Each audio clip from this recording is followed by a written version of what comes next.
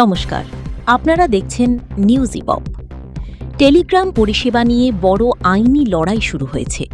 সাময়িক নিষেধাজ্ঞার বিরুদ্ধে এবার দিল্লি হাইকোর্টের দ্বারস্থ হল জনপ্রিয় মেসেজিং প্ল্যাটফর্ম টেলিগ্রাম। জানা গিয়েছে, আগামী ২১ জুন অনুষ্ঠিত হতে চলা নিট পরীক্ষাকে কেন্দ্র করে কেন্দ্রীয় সরকার টেলিগ্রাম অ্যাপের পরিষেবা সাময়িকভাবে বন্ধ রাখার সিদ্ধান্ত নিয়েছে।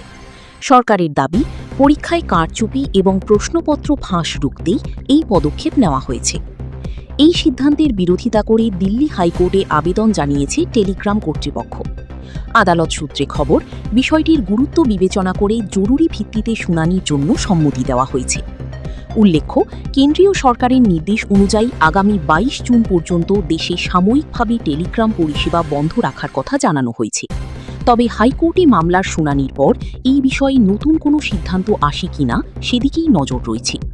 টেলিগ্রাম, নিট পরীক্ষা এবং এই মামলার প্রতিটি বড় আপডেট সবার আগে জানতে চোখ রাখুন নিউজ ইপপে।